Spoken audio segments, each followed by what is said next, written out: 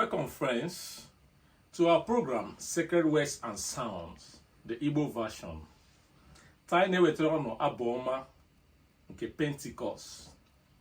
Nke si, Onyenwanyi zidata Mmuo Gi, mee ka Ihu Uwa dị ohuru. N'ọdịnala ka na ntị ankwa na nri.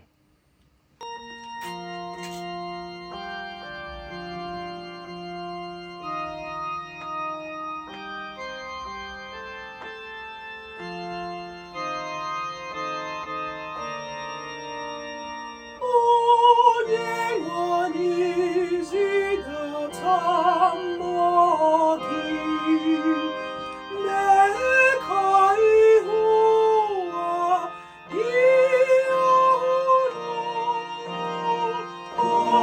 Onyenwanyi zidata Mmuo Gi, mee ka Ihu Uwa dị.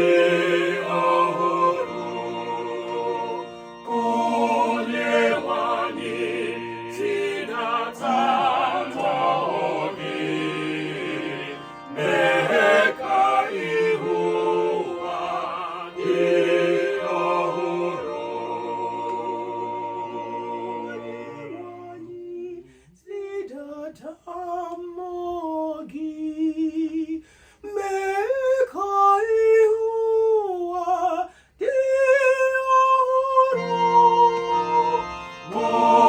Onyenwanyi zidata Mmuo Gi, mee ka Ihu Uwa dị ohuru.